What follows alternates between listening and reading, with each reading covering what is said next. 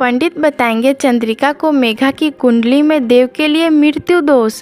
जी हाँ दोस्तों, वसुधा के आने वाले अपकमिंग एपिसोड में जब चंद्रिका के पास पंडित जी फ़ोन करेंगे और चंद्रिका खुश होकर पंडित जी से बोलेगी, बताइए पंडित जी हमारे होने वाली बहू के गुण, और मेघा हमारे देव और हमारे घर के लिए सही रहेगी ना।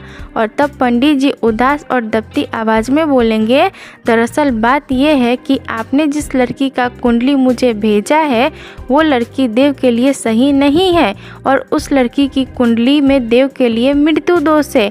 और वो लड़की सिर्फ देव के लिए ही नहीं बल्कि आपके परिवार और आपके बिजनेस किसी के लिए भी सही नहीं है, और उस लड़की के आपके घर में आते ही आपकी बर्बादी शुरू हो जाएगी। और ये लड़की तो देव के लिए बनी ही नहीं है। इस लड़की के ग्रह नक्षत्र तो कुछ और ही बता रहे हैं। और तब चंद्रिका पंडित जी से बोलेगी, पर पंडित जी जो लड़की अपनी ज़िंदगी में इतनी अच्छी और गुणों वाली है वो भला हमारे परिवार के लिए खतरा कैसे बन सकती है। और तब पंडित जी बोलेंगे, अब उस लड़की की कुंडली तो यही बता रही है, और मेरी एक बात आप हमेशा याद रखिएगा, जो दिखता है वो होता नहीं है, और वो बस आँखों का धोखा होता है, और जो होता है वो दिखता नहीं है, और वही सच होता है।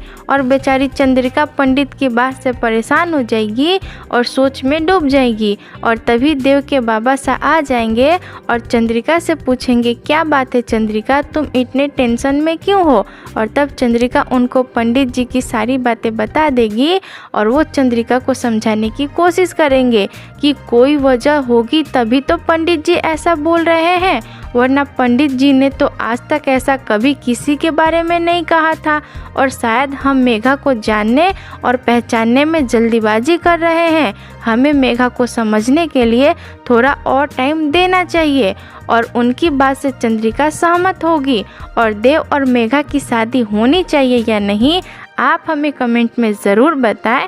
और इस वीडियो को लाइक, शेयर और हमारे चैनल को सब्सक्राइब करें।